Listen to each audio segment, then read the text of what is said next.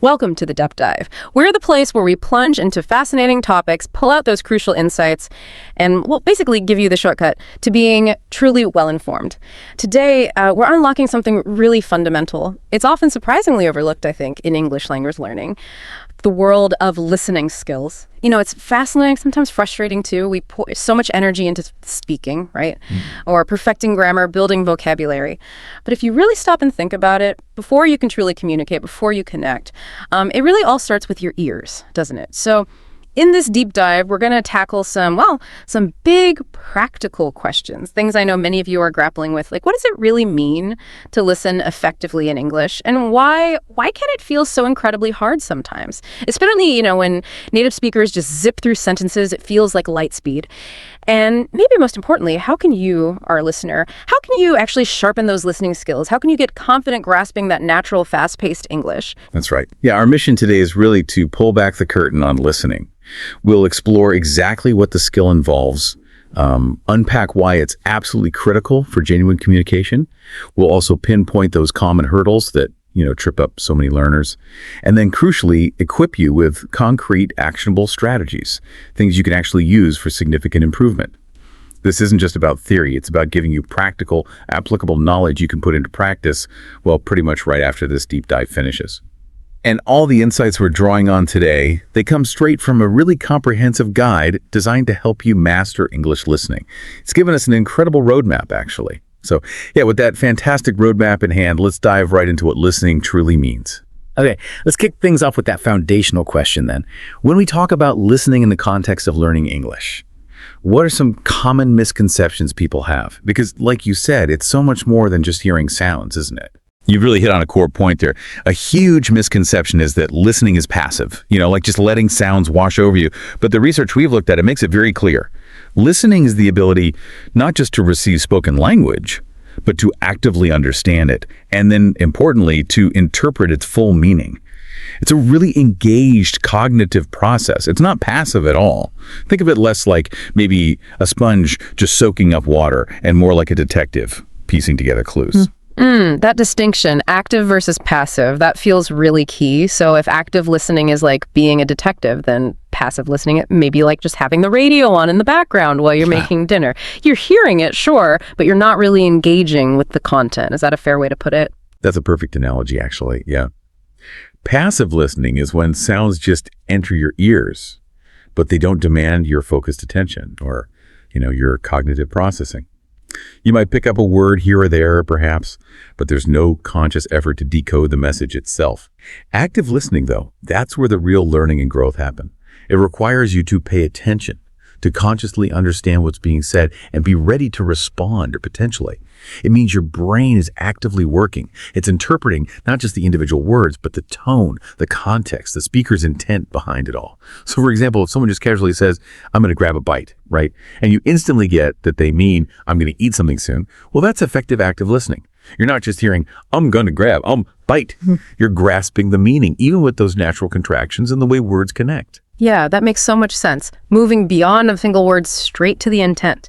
Picking up on those natural shortcuts people use. And once you grasp that active difference, it becomes, incredibly clear why this still isn't just important, but absolutely foundational. Right. Right. Why do these insights we looked at emphasize that real English starts with your ears? It's truly a fundamental truth in language acquisition. Just think about how a child learns their first language. It's entirely through listening, isn't it? Listening to sounds, rhythms, patterns all around them. They don't start with grammar books or, speaking drills. They just absorb. And in the same way, the more you immerse yourself in correct natural English, the more intuitively you'll start to speak it yourself. More naturally, your brain just starts to unconsciously map the sounds you hear to the meanings they carry. It becomes this powerful feedback loop. What goes into your ears really does profoundly influence what comes out of your mouth. And what's particularly fascinating, I think, reading through these insights is how listening doesn't just help you understand others, but it surprisingly impacts almost every other part of your language learning. It has this huge, almost subconscious ripple effect, doesn't it? It absolutely does, yeah. Yeah. Our guide highlights several key areas where strong listening skills have an almost transformative effect. Firstly, it significantly boosts your pronunciation. Why? because you're internalizing how words should sound when spoken by native speakers. You're basically retraining your auditory perception. Okay. Secondly, your vocabulary naturally expands, not just by memorizing lists, but by hearing words used authentically in context. That cements their meaning and usage much more effectively. Right, makes sense. Thirdly, your fluency improves. You start picking up natural phrasing, intonation, rhythm. It helps you sound more natural, less like you're translating word for word in your head. Then there's also this heightened grammar awareness that develops. Your ear just gets accustomed to correct sentence structures, even if you couldn't explicitly state the rule. And perhaps most surprisingly, it even enhances your confidence in speaking. Because you feel more prepared, right? Yeah. More attuned to the flow of conversation, just more competent in real-world interactions. It's almost like your ear becomes this natural grammar and pronunciation coach, just quietly refining your overall English ability in the background. I can definitely see that. Yeah. If you truly understand what's being said, you're much more likely to feel comfortable, jumping into the conversation rather than constantly second-guessing yourself. And speaking of real-world interactions, what's fascinating here is how incredibly practical this skill is. It's not just for language learners sitting in a classroom, is it? Oh, not at all. Not at all. Strong listening skills are just indispensable for daily life, for professional settings. They bridge that gap between theoretical knowledge and actually using the language. Think about navigating a job interview with more ease, or participating effectively in business meetings, or even just truly enjoying a foreign film or a podcast like this one without constantly feeling lost. Yeah. Or just confidently traveling abroad. These are all situations where your listening comprehension is constantly being tested. And your ability to engage actively, well, it just makes all the difference. It's what lets you move beyond being just a learner to becoming a genuine communicator. Okay, so we've established what listening is, why it's so vital, how it impacts everything else. Great, but let's be honest. For many people, it can still feel incredibly hard. Perhaps you, listening right now, have experienced those moments where you just feel completely overwhelmed. So, what are some of those common hurdles? What does our comprehensive guide identify that makes listening such a struggle for learners? That's a really important question. Because recognizing the challenges, well, it's the crucial first step to overcoming them, right? The material we explored points out 4 primary difficulties. First, there's fast speech. Native speakers often talk very quickly, yes, but crucially, they connect words together in ways that can be incredibly hard for a learner to separate. It's not always distinct words spoken one after another. Sounds blend, they disappear. It can sound like a continuous stream. For instance, did you eat yet? Very often becomes something like, did you eat yet? That did, and you're merging into a J sound, that can be a real mystery if you're not used to hearing it. No. Yes, that connected speech phenomenon. It can be a real curveball. It feels like words just mush together sometimes. And then there are all the different ways English sounds around the world. It's definitely not just one standard sound. Exactly. That's the second big challenge. Yeah. Different accents. Yeah. Whether it's the clipped vowels you might hear in British English or the distinct R sounds in American English. Yeah. Or maybe the rising intonation common in Australian English, or the unique rhythms of Indian English. Yeah. The language just has this vast array of pronunciations and intonations. And training your ear for one accent doesn't automatically prepare you for all the others. That can be incredibly disorienting for learners. It's sort of like learning to drive on one type of road and then suddenly being asked to navigate completely different terrain. Yeah. Absolutely. And beyond just the accent, there's the whole informal way people actually speak in everyday life, which is often dramatically different from what you learn in a textbook, right? Textbooks can be so pristine. That's the third point, and it's a really big one. Informal language. This includes all those common contractions like gonna for going to or wanna for want to, but also colloquialisms, slang terms that might mean something entirely different than their literal translation, idioms that don't translate literally at all, and phrasal verbs. Those can change meaning based on just a single preposition. These elements are just pervasive in natural conversation, but they can be incredibly confusing if you're not specifically attuned to them. It's like learning classical ballet and then being thrown into a hip-hop dance battle. The moves are different, the rhythm's different. Great analogy. And finally, real life isn't always a perfectly quiet classroom, is it? It's rarely just you and one clear voice. No, definitely not. The fourth challenge is simply background noise. In any real-world scenario, people don't speak in perfectly silent rooms with, convenient subtitles appearing below their mouths. Ha! If only. Right. There's street noise, maybe music playing, other conversations happening nearby, the clatter of dishes in a cafe, all competing for your attention. It's like trying to follow a Shakespearean play while someone's simultaneously playing the drums right next to you. Filtering that out is incredibly frustrating. The good news is, and our comprehensive material really emphasizes this repeatedly, all of these challenges can absolutely be overcome. It just takes consistent, targeted practice and the right approach. That is the hopeful message we all need to hear, definitely. So, okay, let's get to the really actionable stuff then. Knowing these hurdles, what are some of the best ways, according to our guide, to really boost your listening power and start making some breakthroughs? Well, the first and arguably the most important strategy is pretty simple. Listen every day. Just like physical training, going to the gym, your ears need regular, consistent exercise. The more diverse and consistent your listening input is, the more your brain just automatically starts to identify patterns, even when you're not consciously trying. The guide recommends readily available resources, things like podcasts on topics you actually enjoy, YouTube channels, audiobooks. The key is consistency. Even if it's just for 10 or 15 minutes a day, it's really about creating a rich soundscape for your brain, allowing it to build those neural highways for English comprehension. That makes perfect sense, building that habit. Okay, and I know a lot of people wonder about subtitles. Are they a crutch? Or can they actually help? It feels like a common dilemma. That's a fantastic question. And the answer really is they can definitely help, but you need to use them wisely, strategically, as the guide puts it. So the recommendation is to use subtitles strategically. Start by maybe watching English shows or videos with the English subtitles on. This is incredibly helpful at first because it helps you connect the written word with the spoken sound. It bridges that gap between what you read and what you actually hear. Okay. But then, and this is the crucial next step, challenge yourself.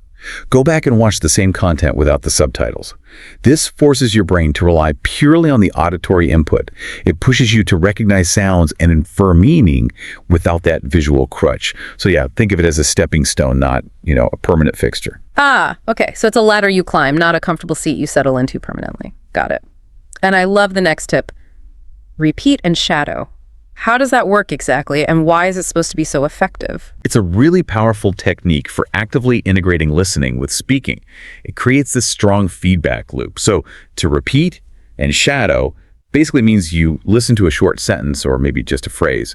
You pause the audio, and then you try to repeat it out loud yourself, mimicking the pronunciation, the rhythm, the intonation as closely as you possibly can.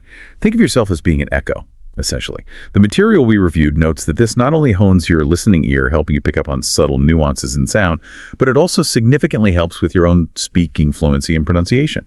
Because you're actively engaging your mouth and your vocal cords to try and match what you just heard. You're training your body to produce the sounds your ear recognizes. That sounds like a fantastic way to train your mouth and your ears at the same time, almost like building muscle memory for both.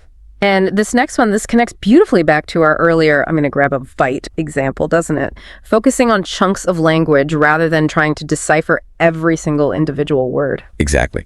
This is absolutely critical for understanding natural, fast speech. And it's often a real aha moment for many learners when they grasp this.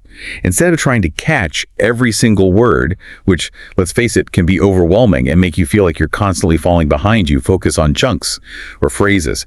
Native speakers naturally link words together, right? They don't usually articulate each word separately and clearly. For example, how are you doing? Often sounds more like, how you doing? Or maybe even, how do you doing?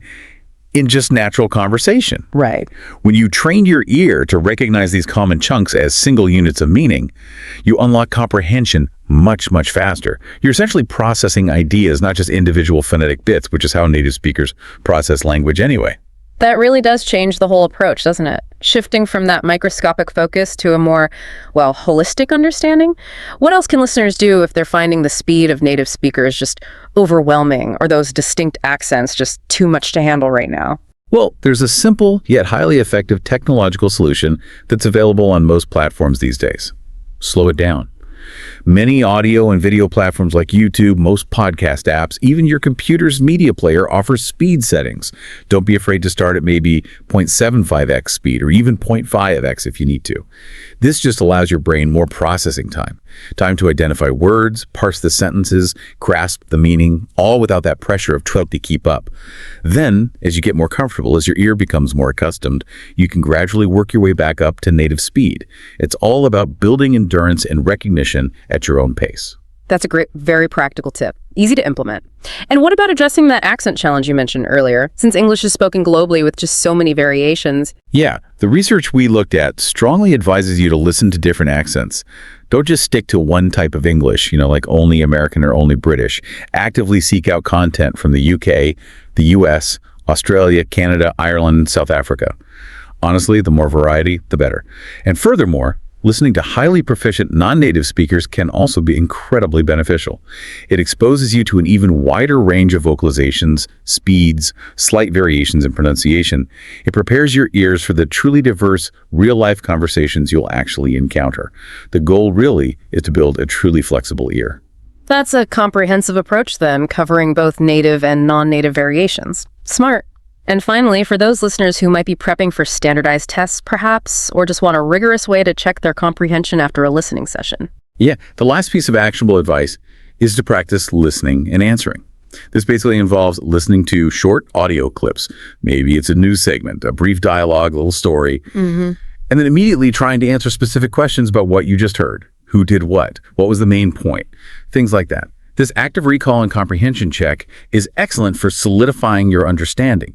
It helps you pinpoint areas where you might have struggled. And it's particularly beneficial, as you said, for test preparation like Ielts or TOEFL, where that kind of targeted comprehension is absolutely key. It moves you beyond just passive absorption into active verification of what you understood. Okay, these are all incredibly actionable strategies. They seem to address the core difficulties we talked about. But just as important as knowing what to do is knowing what to avoid, right? What are some common pitfalls or mistakes that our sources caution against? Things learners should really try to sidestep. Yes, definitely. There are a few common traps to be aware of. First, and this is crucial, don't only listen to textbook English. While textbook audio has its place, for learning basic grammar and vocabulary, it's often just too clean, too slow. It simply doesn't reflect how people actually speak in the real world. If that's your only input, you'll just be constantly surprised and probably overwhelmed by authentic conversations when you encounter them. You really need to expose yourself to authentic natural language as much as possible. It's kind of like learning to swim in a very calm kiddie pool, but then suddenly being asked to cross an ocean. The conditions are just different. Right. Venturing beyond those perfectly enunciated classroom examples is absolutely key. Got it. And what about those moments when you feel completely lost? Maybe because you missed a word or two, or perhaps even a whole phrase. That leads right into the second mistake. Don't worry if you don't understand every single word. This is such a common trap, and it paralyzes so many learners. If you get bogged down trying to catch and mentally translate every single syllable, you'll inevitably miss the overall message. You'll miss the context, the flow of the conversation. The key is to train yourself to focus on the meaning, the gist of what's being communicated, not on achieving some kind of word-for-word perfection. Your goal is comprehension, not transcription. It's okay to miss a detail as long as you grasp the bigger picture. That takes a lot of pressure off, I imagine, just focusing on the general idea and not needing to be perfect. And the last one, this connects back to our earlier point about how listening profoundly influences speaking, doesn't it? Indeed it does. The third mistake to really try and avoid is don't ignore pronunciation. What you hear directly affects what you say. It's that simple. If your ears aren't trained to recognize correct pronunciation, those subtle nuances, the way words connect, the intonation patterns well, it's just much harder to produce it accurately and naturally yourself. So paying close attention to how words are pronounced when you listen is a crucial link to improving your own speaking clarity and sounding more native-like. It really is a two-way street between your ears and your mouth. So yeah, to kind of bring it all together then, this deep dive has really shown us that listening is, it's the absolute foundation of real effective communication in English. It's far more than just passively hearing sounds. It's about actively receiving, understanding, and then interpreting meaning. It's the fundamental skill, the one that unlocks pretty much every other aspect of your language journey and allows for that true connection and engagement. And the truly great news, I think, is that with consistent, targeted practice, using strategies like the ones we discussed, that natural understanding, the kind a native speaker has, it's absolutely within your reach. And as you continue on your journey of discovery with listening, here's maybe something to mull over. For every sound we hear, every word that's spoken, there's often a hidden connection, right? A subtle link between words that native speakers just instinctively understand. Those fast speech patterns we mentioned, those blended sounds, think about how seemingly small shifts in sound, like how words connect, or how intonation changes the feeling, how those can unlock entire meanings, how they can completely transform your listening experience. It's this vast, intricate landscape of sound out there, and really, every listen is a chance to uncover more of its secrets. So keep those ears open and definitely stay curious.